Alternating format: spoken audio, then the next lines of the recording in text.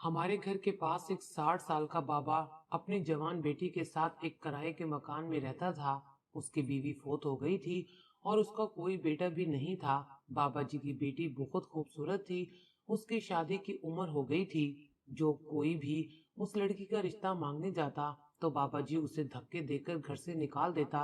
वो अपनी बेटी के बारे में बहुत ही मोहतात रहा करता था।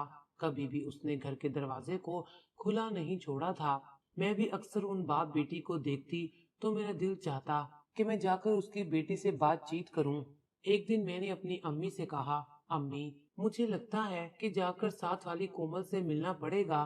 बेचारी अकेली है और उसका बाप बूढ़ा हर वक्त उसे घर में बंद रखता है। अम्मी कहने लगी कि बेटा, ये लोग बहुत ही अजीब से हैं। तुम खबरदार, जो उनके घर गई, मोहल्ले में से कई लोग उसकी बेटी का रिश्ता मांगने गए हैं, मगर उसने धक्के देकर सबको निकाल दिया है। देखो, इसके पीछे कोई न कोई वजह तो होगी। मुझे तो दाल में कुछ काला लगता है। अम्मा की बात सुनकर मैं सोच में पड़ गई थी। मैंने आसपास मोहल्ले वालों से भी पूछा तो उन्होंने भी एक अजीब सा शक जाहिर किया।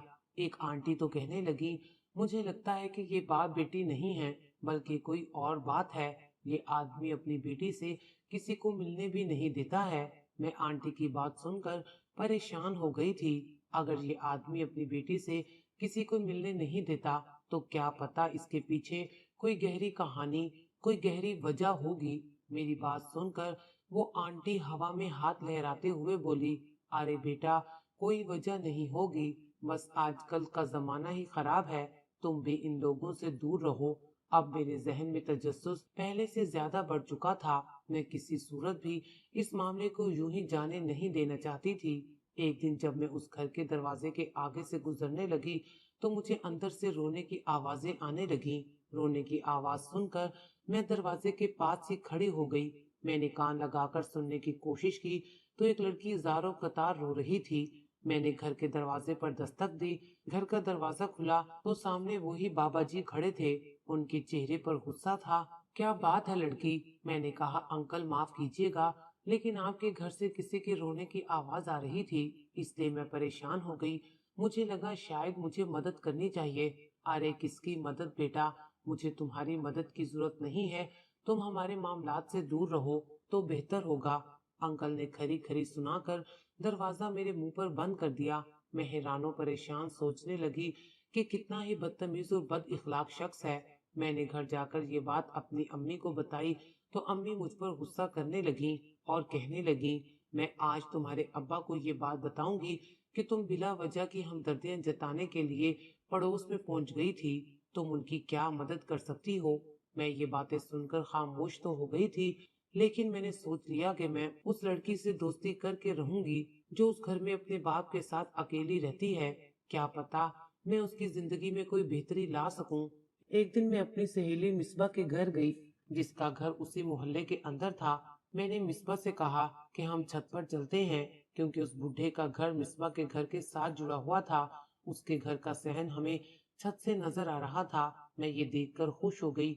मिसबा बोली कि इसमें खुश होने वाली क्या बात है। मैंने कहा, अब मैं इस लड़की से दोस्ती कर सकूंगी जो इस घर के अंदर रहती है। मैंने अपनी दोस्त को भी सारा मामला बता दिया और उससे कहा कि मुझे लगता है इस घर में जो लड़की रहती है उसे हमारी मदद की जरूरत है। मेरी बात सुनकर मिसबा ने मेरे आगे हाथ जोड़ दिए और बोली, जानती हो तुम किसके बारे में बात कर रही हो? उसकी बात ने मुझे मजीद डरा दिया। मैंने कहा, बस एक बूढ़ा बाप और उसकी बेटी रहते हैं। मेरी बात पर मेरी दोस्त कहने लगी, पागल की हो सकता है वो दोनों मियाँ बीवी हों, इसलिए वो अपनी बीवी को किसी से मिलने नहीं देता कि कहीं लोग उसे ये ना कह दें कि तुम्हारी बीवी तो बहुत कम उम्र है, जबकि तुम उसके बाप लगते हो। तुम्हारा शोहर ज्यादा उम्र का है। मैंने उसे कहा कि जो भी है, मैंने उस लड़की को रोते हुए देखा है, उसे हमारी हमदर्दी की जरूरत हो सकती है। मेरी दोस्त ने कहा कि बेहतर है हम अपने काम से काम रखें, वरना हम भी किसी मुसीबत में फंस जाएंगे। अभी मैं और मिसबा ये बातें कर ही रहे थे कि वो लड़की हमें सहन में चलती फिरती नजर आई। मैंने उसे देखकर मिसबा को इशारा किया कि वो तो सहन में आ गई है, अगर हम चाहें तो इससे बात कर सकते हैं। मिसबा कहने लगी कि तुम ही बात करो, मैं यहाँ से जा रही हूँ, खामखा उस बूढ़े से बेइज्जती नहीं करवा सकती। मिसबा के जाने के बाद मैंने उस लड़की को इशारा किया। मुझे देखते ही वो अंदर को जाने लगी थी कि मैंने उसे कहा कि मैं उससे दोस्ती करना चाहती हूँ। मेरी बात सुनकर उसके चेहरे पर एक दुखी सी मुस्कुराहट उभरी और वो सीढ़ियां चढ़ती हुई छत की तरफ आने लगी। मैंने उसके आते ही उसे सलाम किया। फिर वो पूछने लगी कि तुम्हें मेरा ख्याल कैसे आया। मैंने कहा कि मैं तुम्हें अक्सर देखती रहती हूँ। मुझे लगता है कि तुम दुखी हो, रोती रहती हो। मुझे तुम्हारा एहसास है। क्या तुम मुझसे दोस्ती करोगी? वो बोली कि मुझसे दोस्ती करके क्या तुम भी बर्बाद होना चाहती हो? उसकी ये बात मुझे बहुत ही दुखी लगी थी। मैंने कहा कि तुमसे दोस्ती करके कोई बर्बाद क्यों होने लगा? अगर तुम चाहो तो मुझसे हर तरह की बात शेयर कर सकती हो। मैं तुम्हारी मदद करूंगी और वादा करती हूँ कि किसी गैर इंसान को तुम्हारा कोई राज नहीं बताऊंगी। मेरी बात सुनकर वो हंसकर कहने लगी, मैं एक बदकिस्मत लड़की हूँ। मुझे लगता है कि मेरे बाप ने मुझे इस घर में बंद करके अच्छा नहीं किया, लेकिन अब जब मैं अपनी कहानी देखती हूँ तो ऐसा लगता है कि अब्बा ने जो किया वो ठीक ही किया। मैं इसी काबिल थी। मैं उसकी बात सुनकर परेशान हो गई। वो तो पहेलियां बुझवा रही थी। मेरे पास वक्त कम था। इतने में मेरी दोस्त छत पर आ गई और बोली, तुम्हारी अम्मी तुम्हें बुला रही हैं। मैं अम्मी के साथ घर वापस चली गई, लेकिन मैंने सोच लिया था कि अब मैं कोमल के घर जाकर उससे बात किया करूंगी। अगले दिन मैं फिर मिसबा के घर गई। मैंने देखा छत से तो वो लड़की हस्बे मामूल सहन में बैठी हुई थी, लेकिन अब की बार उसकी सिसकियों की आवाज ऊपर तक आ रही थी। ये देखकर मैं परेशान हो गई। मैंने उसे इशारा किया तो वो हाथ से इशारा करके बोली कि मैं ऊपर नहीं आ सकती। अगर तुम चाहो तो मेरे पास आ सकती हो, दरवाजा खुला हुआ है। मैं उसके घर चली गई। उसने अपने पेट पर हाथ रखा हुआ था और वो बुरी तरह रो रही थी। क्या हुआ है? क्या तुम्हारे पेट में दर्द है? वो कहने लगी, ये दर्द मेरी मौत के साथ ही खत्म होगा। उसकी बात सुनकर मेरी आंखों में भी आंसू आ गए। देखो, दुनिया में हर दर्द का इलाज है। अगर तुम्हें कोई मसला है तो मुझे बता सकती हो। मैं तुम्हारी हर तरह से मदद करने को तैयार हूँ। बस तुम मेरे लिए दुआ करो कि आखिरत में अल्लाह ताला मुझे माफ कर दे। मेरा जुर्म बहुत बड़ा है और मेरे बाबा बहुत पाक दामन है। मुझे वहाँ डर भी लग रहा था। अगर ये बात अम्मा को पता चल गई तो वो मुझसे कितनी खफा होंगी। लेकिन उस लड़की की शक्ल और उसकी दुख भरी बातें आप भी सुनते तो आप भी यही करते। मैं ये देखकर हैरान रह गई कि गरीब से दिखने वाले इस बाप बेटी के पास काफी कुछ था, लेकिन लड़की ने अपने कमरे में बहुत सारे कपड़े रखे हुए थे और ये महंगे कपड़े थे। वो कहने लगी कि ये कपड़े मैं कभी नहीं पहनती। मैंने भी नोट किया कि उसने खुद तो हर वक्त गंदे कपड़े पहने रखे होते थे, लेकिन उसके पास हर तरह के रेशमी जोड़े थे जिन्हें देखकर लगता था कि ये लड़की बहुत ज्यादा अमीर है। अगर तुम्हारे पास इतने अच्छे कपड़े हैं तो तुम इन्हें पहनती क्यों नहीं हो? मेरी बात सुनकर वो रोने लगी। बस फिर कभी मैं तुम्हें बताऊंगी। अब इन कपड़ों को पहनकर मुझे खुद से वहशत होती है। अगर तुम ले जाना चाहती हो तो ले जाओ, तुम्हें बहुत अच्छे लगेंगे। उसकी बात सुनकर मैं खामोश हो गई थी। मैं किसी सूरत उसके वो कपड़े नहीं लेना चाहती थी, लेकिन उसने बहुत ज्यादा इसरार किया तो मैंने एक सूट उठा लिया। वो बोली कि तुम इसे ले जाओ और जब मैं मर जाऊं तो मेरे जनाजे पर जरूर आना। खुदा का खौफ करो लड़की, तुम्हारी उम्र ही कितनी है और तुम मरने की बातें कर रही हो। फिर उसने अपने कमरे में रखी एक अलमारी को बड़े एहतियात से खोला। उसमें से एक काले रंग की डायरी निकाली और फिर उसे एक लिफाफे में डालकर मुझे दी और कहा कि मेरे मरने के बाद ये मेरे अब्बा को दे देना। मैंने मारे तजस्सुस के उससे डायरी भी ले ली और अपने घर वापस आ गई। उसके पेट में जो दर्द था वो बढ़ता जा रहा था। मैं घर वापस आई। अम्मा ने मेरे हाथ में इतना महंगा जोड़ा देखा तो कहने लगी, बेटी ये तुम कहाँ से लेकर आई हो? मैं अम्मा से कोई भी बात छुपा नहीं सकती थी। डायरी के अलावा हर बात मैंने अपनी माँ को बता दी। मेरी अम्मा ने ये सुना तो वो अपना सर पकड़कर बैठ गई। बोली कि तुम कितनी बेवकूफ हो। मैं तुम्हें जिस बात से मना करती हूँ तुम वही हरकत करती हो। अगर तुम्हारे अब्बा को या मोहल्ले वालों को ये बात पता चली तो वो क्या कहेंगे? कल को उस लड़की के साथ कुछ हो गया तो तुम क्या करोगी? वो तो मरने की बातें कर रही है। अगर वो सच में मर गई तो क्या होगा? अम्मी, आप कितनी खुद गर्ज हैं। अम्मी ने मेरी बातें सुनकर मुझ पर सख्ती से पाबंदी लगा दी کہ میں دوبارہ سے اس گھر کی طرف جانے کا سوچوں بھی نہیں۔ میں پچھتا رہی تھی کہ میں نے اپنی ماں کو خواہ اتنی بڑی بات بتا دی، لیکن میرے پچھتانے کو زیادہ وقت نہیں گزرا تھا کہ 2 دن بعد اس گھر سے موت کی خبر آئی۔ پتہ چلا کہ وہ لڑکی جو اپنے باپ کے ساتھ اکیلی رہتی تھی، اپنے اللہ کو پیاری ہو گئی ہے۔ یہ بات سن کر ہم سب حیران تھے، محلے والے بھی حیران تھے کہ ایک جوان لڑکی کیسے اچانک بنا کسی وجہ کے موت کے منہ میں جا سکتی ہے۔ سب لوگوں کو لگا کہ یہ بوڑھا آدمی ضرور کسی نہ کسی طرح اپنی بیٹی کی موت کا قصوروار ہے، لہٰذا اسے پوچھ گچھ کی جانی چاہیے۔ سب لوگ اس کے گھر میں جمع ہو گئے۔ میرے ابا بھی اسی گھر میں چلے گئے۔ ابا نے اس بوڑھے آدمی سے پوچھا کہ تم نے اپنی بیٹی کا رشتہ کیوں طے نہیں کیا اور اس کے مرنے کی کیا وجہ ہے؟ بوڑھا رونے لگا اور رو رو کر اس کا برا حال تھا۔ وہ بس یہی کہہ رہا تھا کہ اس کی بیٹی خود کسی سے شادی نہیں کرنا چاہتی تھی اور لوگوں کے بار بار آنے پر مجھے ان پر غصہ آ جاتا تھا۔ اس کی موت کی وجہ بوڑھا نہیں بتا رہا تھا۔ اب سب لوگ اس سے زبردستی بھی نہیں کرنا چاہتے تھے، چنانچہ اطلاع پولیس کو کی گئی۔ پولیس کو بتایا گیا کہ یہاں پر ایک پراسرار موت واقع ہوئی ہے، لہٰذا یہ باتیں سن کر بوڑھا زیادہ تڑپنے لگا اور بولا کہ میں اپنی بیٹی کی لاش کی بے حرمتی نہیں کرنے دوں گا۔ وہ قدرتی موت فوت ہوئی ہے، میں اس کے بارے میں کچھ نہیں جانتا۔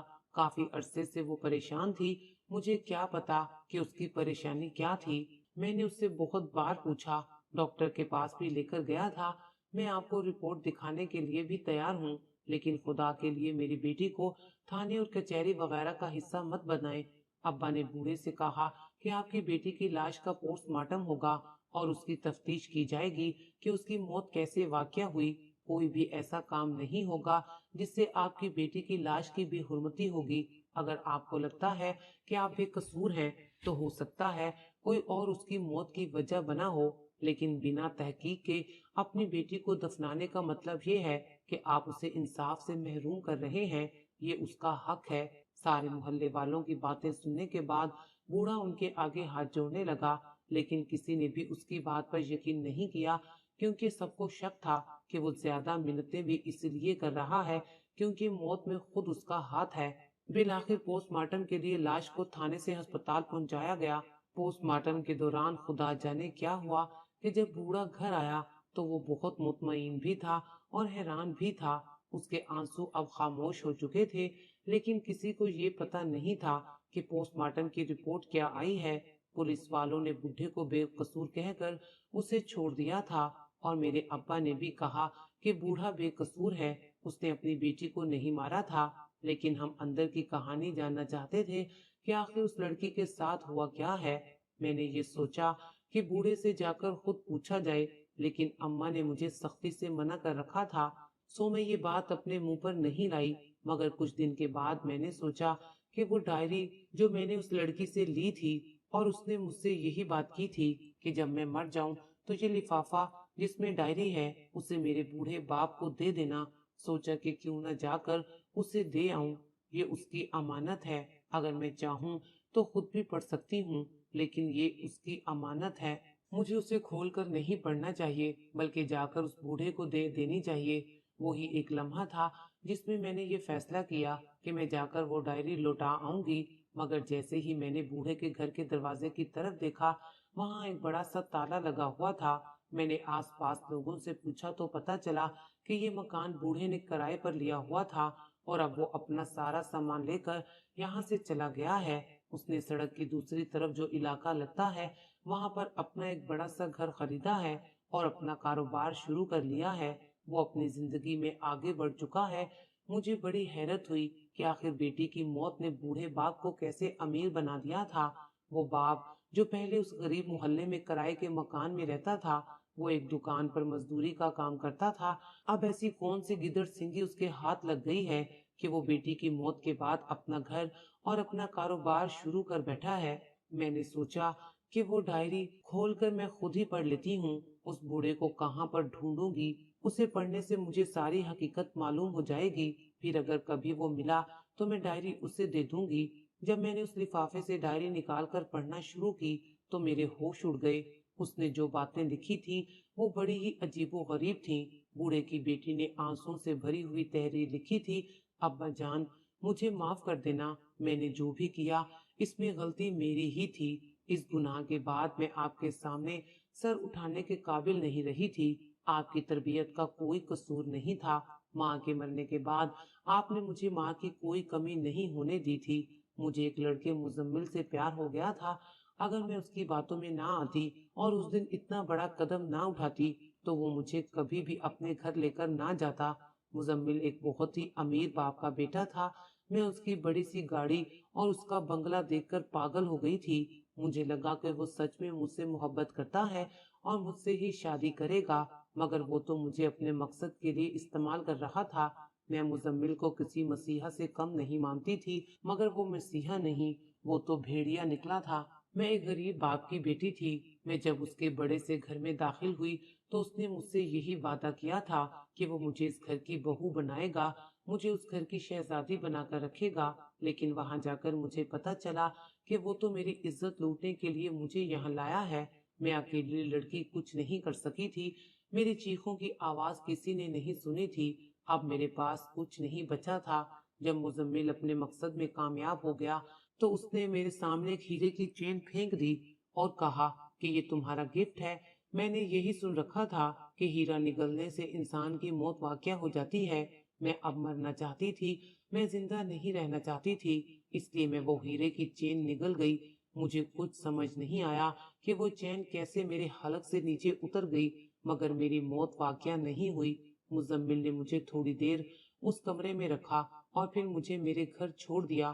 وہ لمحات میری روح پر ہمیشہ کے لیے بوجھ بن گئے تھے۔ میں خود کو کبھی معاف نہیں کر سکوں گی۔ میں اپنے باپ سے چھپ کر مزمل سے ملتی تھی اور اب میں مرنا چاہتی تھی۔ میرے پیٹ میں شدید درد رہتا تھا۔ میں نے آج تک کسی ڈاکٹر کو یہ حقیقت نہیں بتائی تھی۔ میرے پیٹ سے نکلنے والا خزانہ میرے باپ کی غربت کو مٹا سکتا تھا۔ میں جیتے جی آپ کو یہ حقیقت بتا کر آپ کی عزت تار تار نہیں کرنا چاہتی تھی۔